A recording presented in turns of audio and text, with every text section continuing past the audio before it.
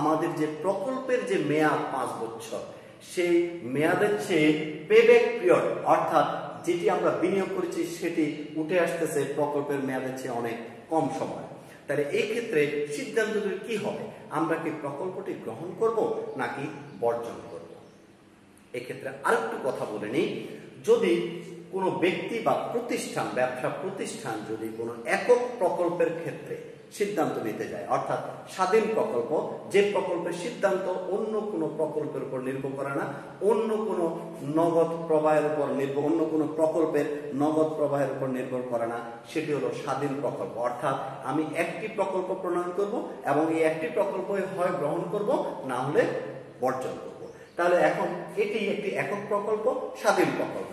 এই প্রকল্পটি আমরা কি গ্রহণ করব নাকি বর্জন করব, এই ধরনের সিদ্ধান্ত আমাদেরকে নিতে হবে। এখন সিদ্ধান্তটা আমরা কিভাবে নেব? এখানে পেব্যাক পিরিয়ড অর্থাৎ আমরা যেটা পে করব, যেটা আমরা বিনিয়োগ করব, সেটা ব্যাক ফেরত আসার সময় হলো 3.33 বছর, কিন্তু আমাদের প্রকল্পের মেয়াদ হলো 5 বছর। তাই এক্ষেত্রে সিদ্ধান্ত নেওয়ার প্রক্রিয়াটি হলো, যে কোনো প্রতিষ্ঠান বা যে কোনো ব্যক্তির যে পেব্যাক পিরিয়ডের ক্ষেত্রে একটা নির্দিষ্ট মানদণ্ড নির্ধারণ করা থাকে, যে কত বছরের মধ্যে প্রকল্পের মেয়াদ 5 বছর, কত বছরের মধ্যে টাকাটা উঠে আসলে সেই প্রকল্পটি গ্রহণযোগ্য হবে। সেই মানদণ্ডের সাথে আমরা পেব্যাক পিরিয়ডকে তুলনা করব। তুলনা করে সেই মানদণ্ডের চেয়ে যদি পেব্যাক পিরিয়ড বা পারস্পরিক বিনিয়োগ পরিশোধ কাল যদি ছোট হয়, তাহলে আমরা প্রকল্পটি গ্রহণ করব, অন্যথায় আমরা প্রকল্পটি বর্জন করব। কিন্তু অনেক সময় পরীক্ষা দেখা যায় যে প্রতিষ্ঠানের বা প্রকল্প গ্রহণের ক্ষেত্রে পেব্যাক পিরিয়ডের কোনো মানদণ্ড বা আদর্শ মান দেয়া থাকে না। সেক্ষেত্রে আমরা কিভাবে সিদ্ধান্ত নেব যদি আমাদেরকে সিদ্ধান্ত গ্রহণ করতে বলে? সেক্ষেত্রে আমরা খেয়াল করব প্রকল্পটির মেয়াদ কত বছর দেয়া আছে, অথবা কত বছর প্রকল্পতে নগদ আন্তঃপ্রবাহ ঘটবে।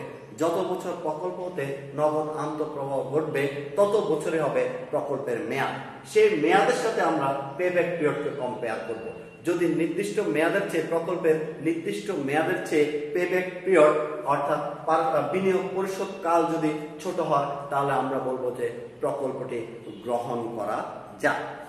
সুপ্রিয় শিক্ষার্থীবৃন্দ, এখন দেখো আমরা যে ফর্মুলাটি দেখিয়েছি সেটি হলো, যখন নগদ আন্তঃপ্রবাহ প্রতি বছর সমান হয় তখন আমরা পেব্যাক পিরিয়ড বের করব এই নিয়মের মাধ্যমে। কিন্তু যখন প্রতি বছর একটা প্রকল্পে বিনিয়োগ করার পরে যখন প্রতি বছর নগদ আন্তঃপ্রবাহ সমান হয় না, অসমান হয়, অর্থাৎ এক এক বছর এক এক ধরনের নগদ আন্তঃপ্রবাহ হয়, তখন আমরা কিভাবে পেব্যাক পিরিয়ড বের করব?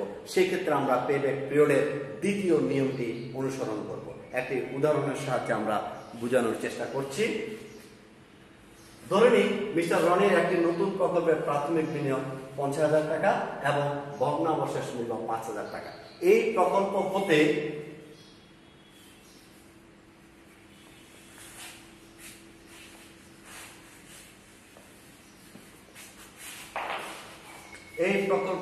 প্রথম বছর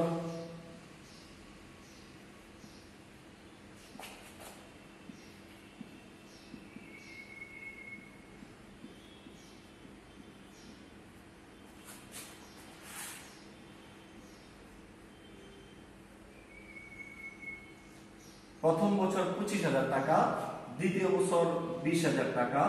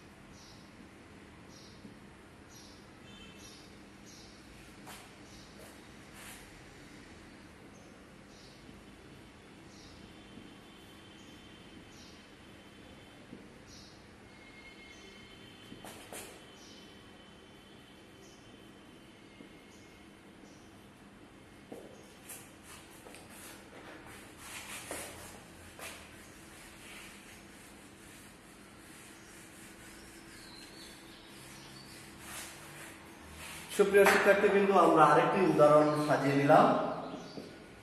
আগের উদাহরণের মতোই মিস্টার রনির একটি নতুন প্রকল্পের প্রাথমিক বিনিয়োগ 50,000 টাকা, ভগ্নাংশ মূল্য 5,000 টাকা। এই প্রকল্প থেকে প্রথম বছর 25,000 টাকা, দ্বিতীয় বছর 20,000 টাকা, তৃতীয় বছর 10,000 টাকা, চতুর্থ বছর 12,000 টাকা এবং পঞ্চম বছর 8,000 টাকা নগদ আন্তঃপ্রবাহ ঘটবে। এই ক্ষেত্রে পেব্যাক পিরিয়ড কত, অর্থাৎ বিনিয়োগ পরিশোধ কাল কত, কত সময়ের মধ্যে আমাদের বিনিয়োগ 50,000 টাকা উঠে আসবে, এটি আমাদেরকে এখন নির্ণয় করে আমরা সিদ্ধান্ত গ্রহণ করতে হবে যে এই প্রকল্পটি কি গ্রহণযোগ্য নাকি বর্জনযোগ্য। এই ক্ষেত্রে এখানে আমরা ধরে নিচ্ছি নিট বিনিয়োগ যেহেতু দেয়া আছে 50,000 টাকা এবং যে প্রতি বছর যে নগদ আন্তঃপ্রবাহ দেয়া আছে, এই নগদ আন্তঃপ্রবাহ বা নগদ টাকা আগমনটা প্রতি বছর কিন্তু সমান নয়। সুতরাং এই ক্ষেত্রে আমাদেরকে পেব্যাক পিরিয়ডের দ্বিতীয় নিয়মটি অনুসরণ করতে হবে। আর দ্বিতীয় নিয়মটি অনুসরণ করার জন্য আমাদেরকে প্রথমে একটি চার্ট তৈরি করে নিতে হবে।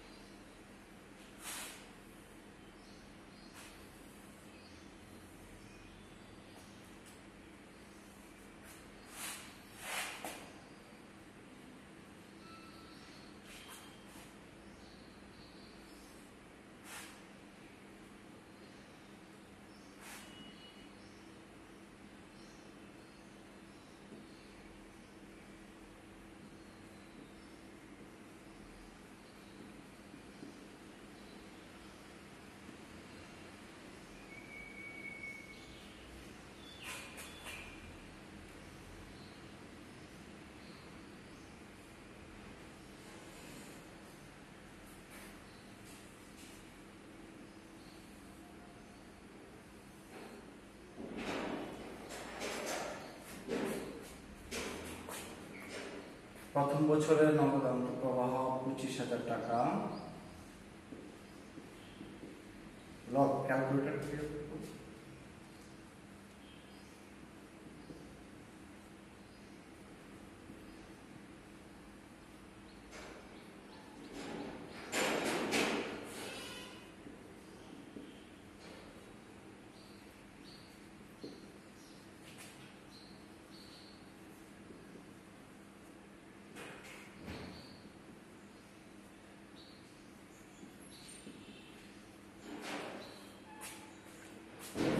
সুপ্রিয় শিক্ষার্থীবৃন্দ, আমরা একটু ইজি করে নিলাম যাতে আমরা, যেহেতু নগদ আন্তঃপ্রবাহটি অসমান, সেহেতু আমরা দ্বিতীয় নিয়মটি ব্যবহার করব। আর দ্বিতীয় নিয়ম ব্যবহার করতে হলে আমাদেরকে প্রত্যেক বছরের নগদ আন্তঃপ্রবাহের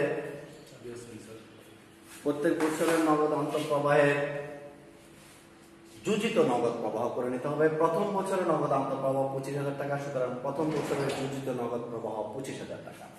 দ্বিতীয় বছরের নগদ আন্তঃপ্রবাহ 20,000 টাকা, দ্বিতীয় বছরের যুজিত নগদ প্রবাহ 45,000 টাকা। এক্ষেত্রে যুজিত নগদ প্রবাহ বা ক্রমযুজিত নগদ আন্তঃপ্রবাহ বের করার নিয়ম হলো প্রথম বছরের যুজিত নগদ প্রবাহের সাথে দ্বিতীয় বছরের নগদ আন্তঃপ্রবাহ যোগ করার পরে দ্বিতীয় বছরে আমরা যুজিত নগদ প্রবাহ পেয়েছি এবং দ্বিতীয় বছরের যুজিত নগদ প্রবাহের সাথে আমরা তৃতীয় বছরের নগদ আন্তঃপ্রবাহ যোগ করে আমরা তৃতীয় বছরের যুজিত নগদ প্রবাহ পাবো এবং তৃতীয় বছরের যুজিত নগদ প্রবাহের সাথে আমরা চতুর্থ বছরের নগদ আন্তঃপ্রবাহ যোগ করে আমরা পাবো চতুর্থ বছরের যুজিত বা ক্রমযুজিত নগদ আন্তঃপ্রবাহ। এভাবে যত বছর থাকবে সব বছরে আমরা যুজিত নগদ আন্তঃপ্রবাহ বের করে নেব। সুপ্রিয় শিক্ষার্থীবৃন্দ, এবার আমরা চলে যাই আমাদের নির্ধারিত পেব্যাক পিরিয়ড আমরা পাশে করে নিচ্ছি।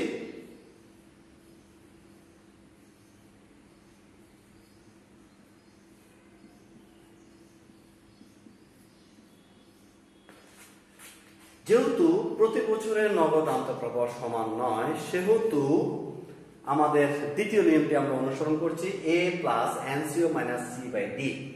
NCO আমরা আগের উদাহরণে জেনেছি, এখানে আমার NCO হলো 50,000 টাকা। এখন A কত, C কত, D কত আমাকে সেটা জানতে হবে এই চার্ট থেকে। সবাই দেখো, এ হলো একটি বছর, যে বছরে যুজিত নগদ প্রবাহ আমার নিট বিনিয়োগের কাছাকাছি কম হবে। তাহলে আমরা দেখতে পাচ্ছি এখানে যুজিত নগদ প্রবাহ 25, 45, 55, 67, 75। আমার নিট বিনিয়োগ হলো 50,000 টাকা। এই নিট বিনিয়োগ 50,000 টাকার কাছাকাছি যোজিত নগদ প্রবাহ দুটি আছে, একটি হলো 45,000, একটি হলো 55,000। তাহলে এই ক্ষেত্রে আমরা কোনটাকে ধরবো যোজিত নগদ প্রবাহ?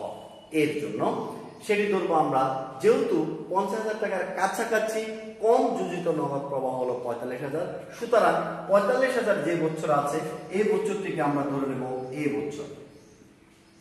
তাহলে এই বছর সমান কত? 2। আমরা এর জায়গায় 2 বসাই দেব।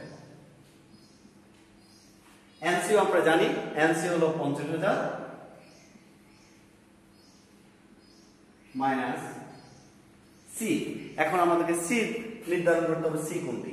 আমরা প্রথমে নিয়ম লেখার ক্ষেত্রে লিখে দিয়েছি, সি হলো যেটাকে আমরা এতম বছর নির্ধারণ করব, ওই বছরের যোজিত নগদ প্রবাহটি হলো সি। সুতরাং এখানে সি হলো 45,000।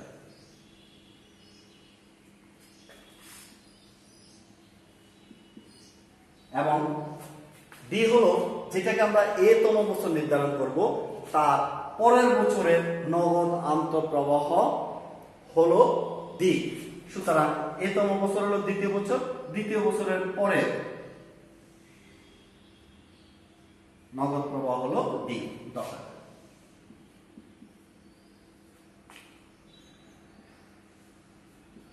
আমরা একটু ক্যালকুলেশন করে নিই। 50,000 থেকে 45,000 গেলে 5,000 ভাগ 10,000 0.5।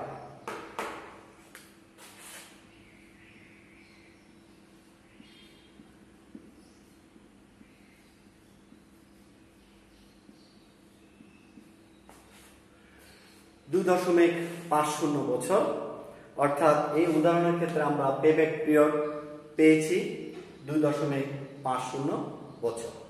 এই উদাহরণ দ্বারা আমরা বুঝিয়েছি যে এখানে প্রতি বছর নগদ আন্তঃপ্রবাহটি সমান নয়। তাহলে এখন সিদ্ধান্ত গ্রহণ প্রক্রিয়া যায়। এক্ষেত্রে আমাদের প্রতিষ্ঠানের নির্ধারিত কোনো মানদণ্ড দেয়া নেই যে পেব্যাক পিরিয়ড কত হলে, কতর মধ্যে থাকলে আমরা সেটা গ্রহণ করব। সুতরাং আমরা এক্ষেত্রে দেখছি প্রকল্পের মেয়াদ হলো 5 বছর, যেহেতু নগদ আন্তঃপ্রবাহ 5 বছর হয়েছে, এই 5 বছর আর আমার পেব্যাক পিরিয়ড হয়েছে 2.50 বছর। সুতরাং প্রকল্পের মেয়াদের চেয়ে আমার পেব্যাক পিরিয়ড কম হয়েছে। এক্ষেত্রে আমরা বলতে পারি যে প্রকল্পটি গ্রহণযোগ্য। সুপ্রিয় শিক্ষার্থী, আজকে আমরা মূলধন, বাজেটিং ও বিনিয়োগ সিদ্ধান্ত অধ্যায়ের বেশ কিছু দিক আলোচনা করলাম।